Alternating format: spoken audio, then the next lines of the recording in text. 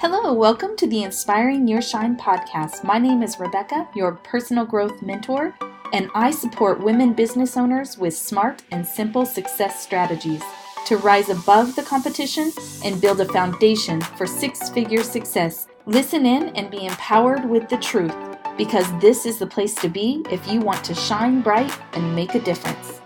Hello, it's Rebecca. Today I wanted to talk to you about overcoming a poverty mindset, because it's possible that it's holding you back from your best life. And I want to talk with you about how to go about building a wealthy mindset instead of seeking riches that will fade away. So I want to clarify that being rich is not the same as being wealthy, because being rich is all about money, ego, and status. They may have money, but they aren't wealthy. So people who are rich only, they're like a reservoir that holds money, talents, and possessions for their own satisfaction.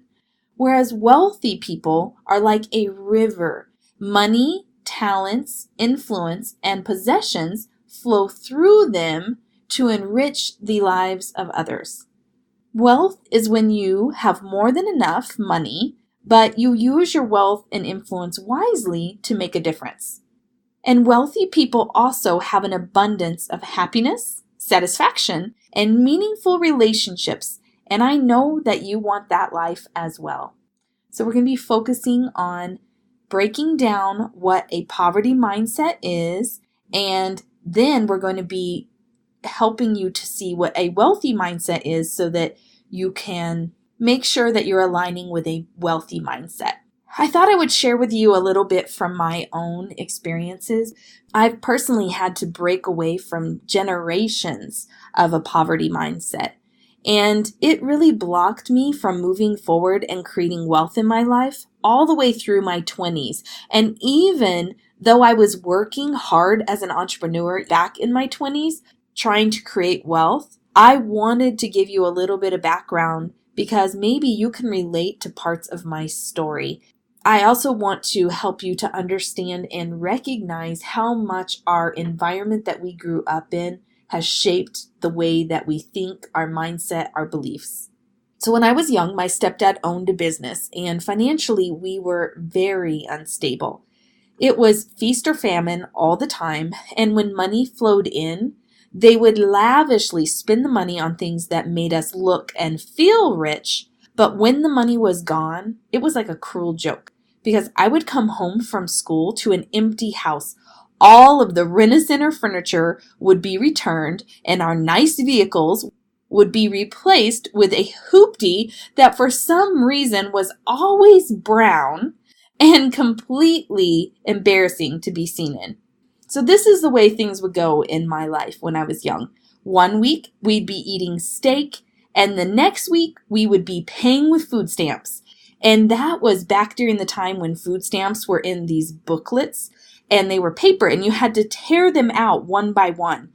And as my mom would pay at the counter, I would try to get as far away as I possibly could. I'd be pretending to look at something down the aisle. And as she would tear out each of those food stamps, I felt so flushed with embarrassment. I could feel shame rising up inside of me because I didn't want people to know that I was poor. But it was because I wasn't really poor. It was just that this week or this month or this season we were. So it was very confusing for me. And I think that I would have been able to handle it better if we were consistently poor, because mixing in the feasting times gave me that contrast to realize how awesome it was to have the money to spend. Knowing what it was like to have money and then not to have it was really difficult, because there were times we would spend thousands of dollars shopping, and we would drive beautiful cars that would turn heads, and we would eat steak several times a week. But then during our poor times, we would be living on menus of pinto beans and powdered milk.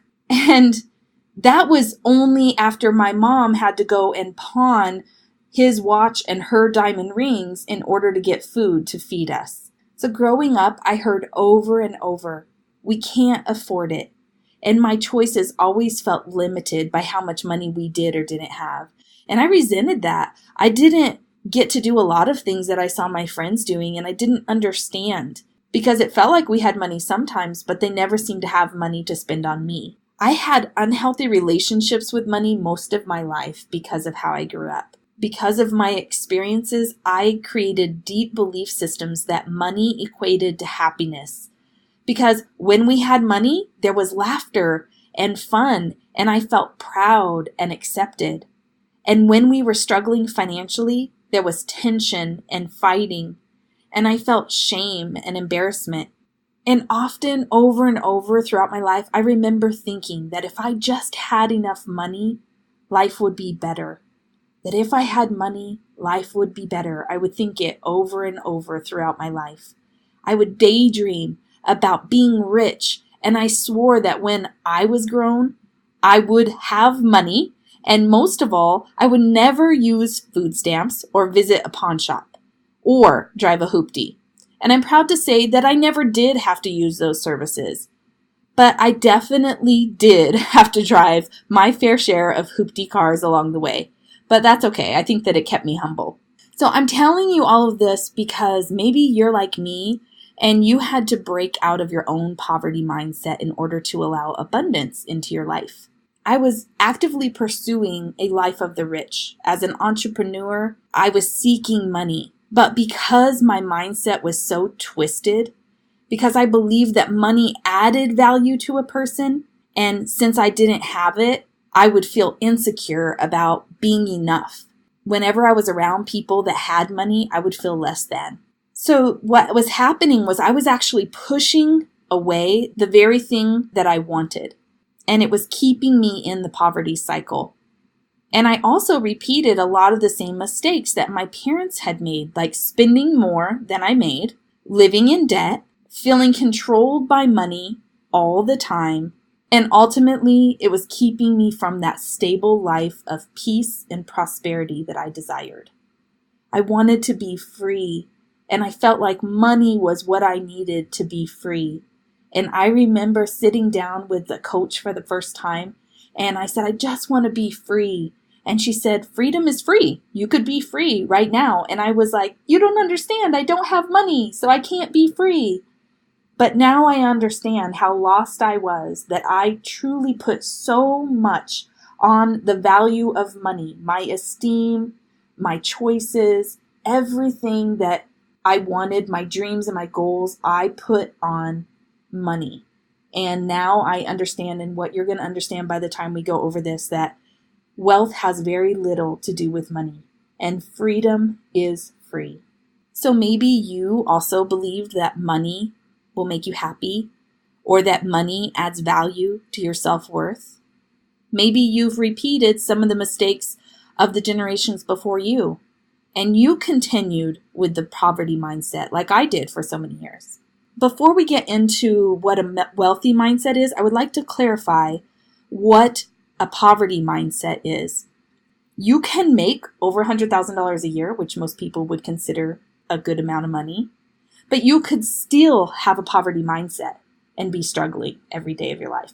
Sometimes I still struggle because of so many years of living in that mindset. So I want to point out some of the characteristics of a poverty mindset so that you can determine where you might still be struggling in areas. And I don't want you to think that I'm perfect, because there's definitely some of these areas that I still need improvement in. So I don't want you to think that I think that I've got this 100% figured out. I'm just trying to open this up for you to start thinking about these things in your life.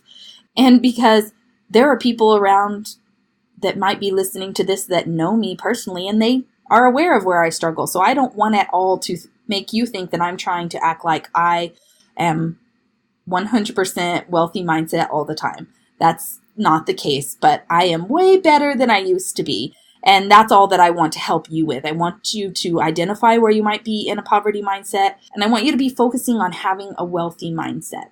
So one of the characteristics of a poverty mindset is that they have a mindset of lack. They have a lot of fear about there not being enough, and they have this deep-seated belief that there isn't enough to go around. So they aren't generous because they don't feel that they have anything to give.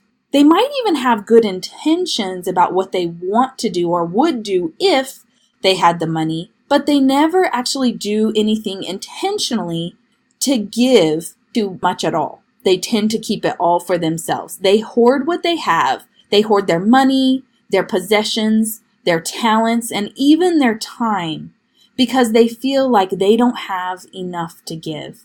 But what happens is this blocks them from ever receiving more because it's like holding something so tightly that you aren't able to reach for anything else. And I know that I've really struggled with that throughout my life. So think about anywhere where you might be having a lack mindset, where you are saying, I can't, where you might be saying, if I had money, I would, because it's not about how much you're giving, it's about that you are. So start working on giving and being generous. People who have a poverty mindset have a very limiting mindset.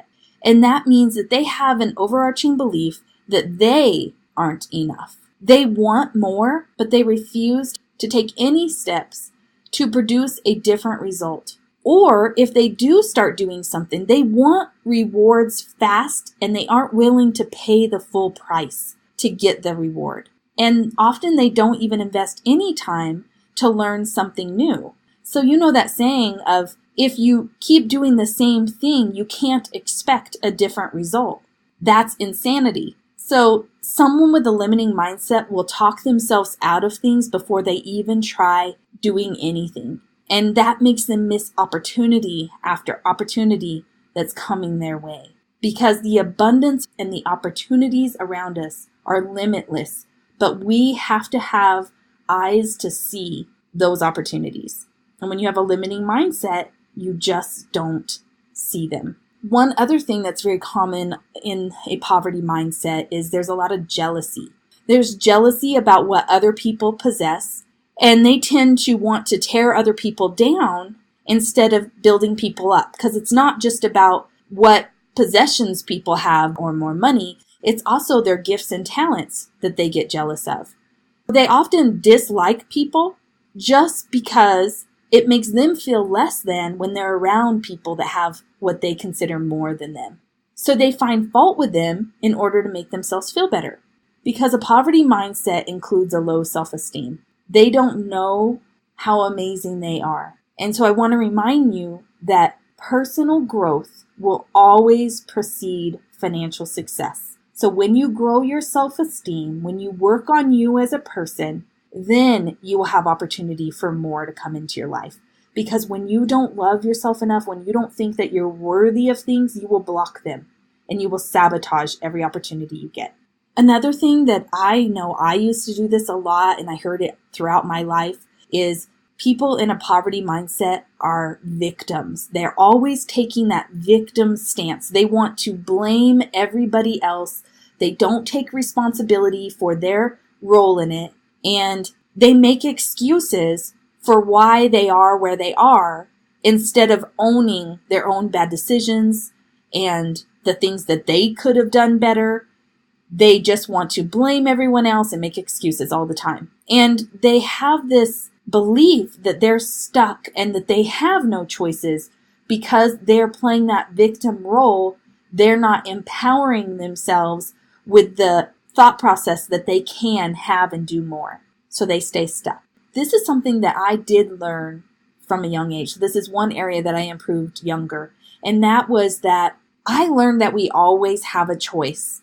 Because when I was in high school and I was told that I couldn't join the cheer team because there was no money for my uniform, then I found a job and I cleaned houses to earn money for that uniform. And I absolutely love to travel. And we didn't travel that much when I was young because there were so many of us children, and just because of that feast and famine, they were spending money on other things, not vacations. I worked all summer as a car hop, and I paid for my own vacation when I was 15 years old to go on vacation to Disneyland with a friend. It was so much fun, and I'm so proud of myself even now thinking back like, wow, I was 15 and I did that. So money should never be the reason that you can't. Money is everywhere. And it can be made in a million different ways. So don't let money ever be the reason why you don't reach for your dreams. And I can give you a personal story from something that just happened to me. Is we were looking at buying a new house. It's about double the price of the house that we're currently living in. And it was going to make us reach a little bit. But when it came down to it, the only reason we wouldn't try was because of money. And my husband and I both were like, if money's the only reason, then that's not a reason at all. Because we can always make more money. And once you make a decision, then you make that decision right. So that limiting victim stance that I don't have any choices is a lie. You always have a choice. And particularly when it comes to something tangible like money, you can always make money. So this next and last area is the area that I'm still working on, because it's a little bit because of my unstructured personality, but it's mostly because I don't like to say no to myself, and I don't like to feel limited by money because of how I grew up. So that is that people with a poverty mindset are undisciplined. They often live paycheck to paycheck. They spend more than they have, and they don't plan for a rainy day. So they don't create that emergency fund for when the car breaks down, something happens with the house. They don't plan for Christmas, which we know happens every single year. So this puts them in a financial bind a lot of times, or makes them go into debt. You also have to plan for your future so you can keep yourself from financial struggles if something happens that you're not planning on. This is something that people with a poverty mindset don't do. They don't save money, and they live in debt. Now that you have a pretty full understanding of what a poverty mindset is, and hopefully if there's anything in there that you were like, oh yes, I still need to work on that you're going to take note of that and you're going to put some action toward changing it. We can't change everything at once, but at least pick one thing and commit to doing something differently. Now I'm going to start focusing on what a wealthy mindset is so that you can make sure that you are doing things like this. And then I'm also going to include a wealthy mindset map for you, an action map for you to be able to look at and see some of the small things that you can begin to do to start shifting into a wealthy mindset starting today. So make sure you get that download. That'll be in the show notes.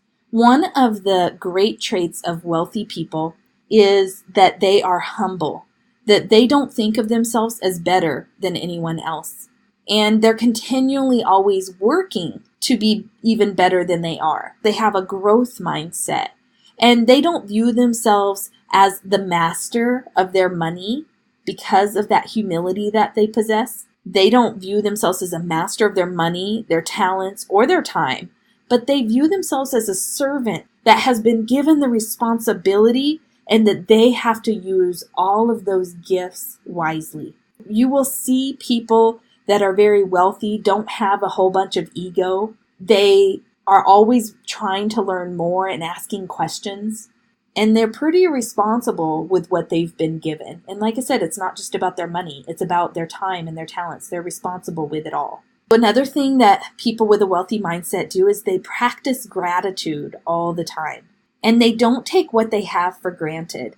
And this is something that I read in a book where she talked about respecting money to the point that if you see a penny, pick it up and be grateful for it. Because if you can't be grateful for something as small as a penny, then you're not having gratitude of the bigger amounts either. They practice gratitude because they understand that it all can change in an instant.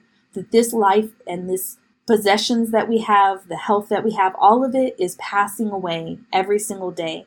And when you have that in perspective and you know and realize that you do have only a limited time, at least here on earth, to manage the things that you've been given, then you will be grateful for everything that you're handed. Next, I already mentioned it a little bit, but just to go a little deeper into it, is people with a wealthy mindset are very growth-minded. So they're always learning, and they're very much possibility thinkers. They're never thinking that they've arrived at a place, but they're always looking to what's ahead. So it's like you climb the mountain, you get to the peak of the mountain, instead of, saying, I've arrived, they are then able to see that there's many, many more mountains. And they seize opportunity that comes their way because of that growth mindset. They notice it. And when they're faced with times when the opportunity is not coming their way, then just like that quote from Milton Berle, it says, if opportunity doesn't knock, build a door. And they build doors to opportunities that keep them accelerating forward and don't hold them back. And they overcome obstacles along the way because they have a deep-seated belief that nothing is impossible. Because they've proved to themselves through action that they can overcome even the most difficult circumstances by choosing to move forward and not let it hold them back.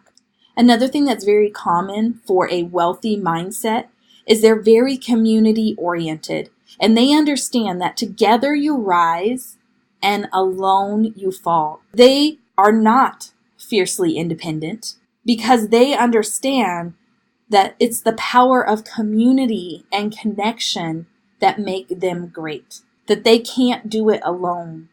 And if you've ever tried to do it all on your own and to be stubbornly independent, you will find that it never works out well. But when you find the right support in your life and you recognize the giftings in other people that you don't possess that shore you up, then you can go further faster. So definitely make sure that you're not trying to be too independent. I found a group of people that really helped me as I went on my journey, and that is Self-Leadership Global. So if you're an entrepreneur and you are looking for support, definitely check us out or ask me a question about that. Self-Leadership Global has been huge for me for community. Wealthy people magnetize people to themselves. People are attracted to them. They have charisma because they have a healthy self-esteem. And when you have a healthy self-esteem, you're happier and people like being around you because they do whatever is in their power to help other people. They compliment, they praise, and they take intentional action to sow into the lives of others. They don't just talk about it, they do something. And they use their influence, their money, their talents, and time, and they invest it into other people because they're not so concerned about themselves all the time. And you will not see a wealthy person hoarding anything because they let go of what's not serving them and they invite and allow new things into their lives. So if you find yourself holding on to things, then you may want to recognize that you might be holding on so tightly that you're not allowing new things to come into your life. And that happened to me in my career when I was holding on to the network marketing direct sale business, even though I knew that I should be shifting because it wasn't fulfilling me and wasn't allowing me to fulfill my purpose the way that I desired. And so I had that wanting inside of my soul, but I was so afraid to let go of what I had. And in not letting go, I wasn't allowing the greatness of what was to come with me creating my own thing. Want to encourage you that if you feel like you're holding on to something and you're refusing to let it go, when you say, I can't, or when you're not allowing, then you're also pushing away the very thing that you desire. And I just read, and I love this, the quote that says, the cave you can't enter holds the treasure that you seek. So this is something I already touched on as well, but being generous. A wealthy mindset person gives to charity, and they're philanthropists, that they make a difference in this world by giving of their time and money and ideas to help other people around the world. And they encourage and help others anytime they can because it brings them satisfaction to help other people rise. Because they are satisfied with who they are and what they're doing, so it feels good to give to somebody else. And lastly, they are disciplined and respectful with their money by being good stewards. Wealthy people work on being disciplined so that they respect the money that they have and they're good stewards with everything that they've been entrusted with. I am including a wealthy mindset action map with this episode, which is a guide to help you to start taking action today to develop your own wealthy mindset. And I hope that you will take time to plan to start working in the areas where you may have identified a poverty mindset is still holding on a little bit. I would love to hear your stories of what you had to overcome from your past on your journey to wealth. I'm also going to recommend a book in the show notes, so make sure you check them out. That's also where you're going to find your download. And until next time, shine bright and make a difference. If you enjoyed and found value in this podcast, would you mind leaving me a review on iTunes? And I would be so grateful if you shared this with a friend. Thank you so much for listening.